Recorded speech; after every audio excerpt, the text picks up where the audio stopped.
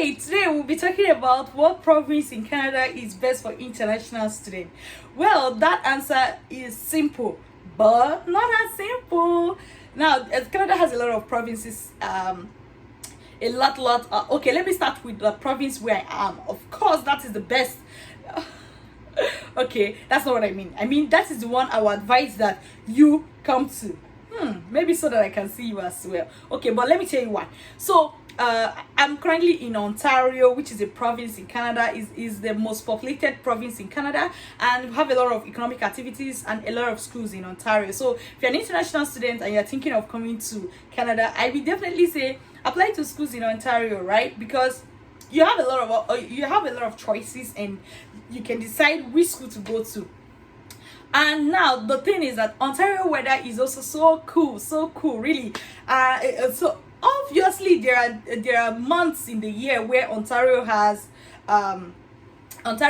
snow, right? But the snow is not that bad. Like when you think of other provinces, especially the ones I'm going to talk about next.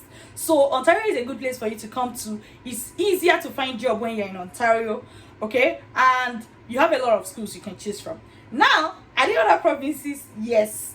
For example, another set of provinces that I will advise that you should look into is what we call the Atlantic provinces, which include 3 provinces: Nova Scotia, Newfoundland and Labrador, and Prince Edward Island.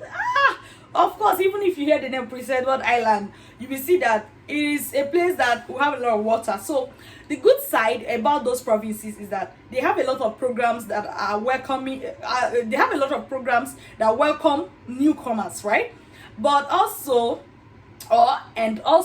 they want people to come because there are not a lot of people in those kind of provinces. However, the downside is their weather.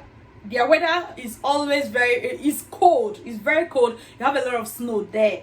Okay, so like if you have seen any picture of Canada where you saw let's say snow heaping in front of somebody's door, those are the kind of provinces. So they are really cold. But one thing is that even if you go to those provinces, you're not going to die. You're just going to survive the way people there survive. Okay, but just know that those provinces, they usually have fewer people reside there, and it may be harder to find jobs, right?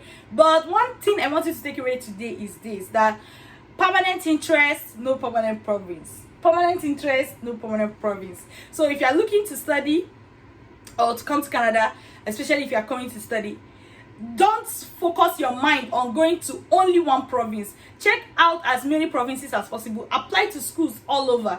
Any place you get admission, process the admission income, because I haven't seen anybody dying because they're in one province instead of another province. Okay, now these ones I mentioned, are they the only provinces in Canada? No, there are others like Alberta, like Manitoba, like Saskatchewan. You probably must have heard these names before. They are also good. Like, I just want you, like, I know that you have that question of, oh, what province is better? What province is better? But let me remind you, permanent interest, no permanent province. So the province that give you what you want, you should take it. Okay, don't say you're waiting for one particular province and because of that you miss great opportunities.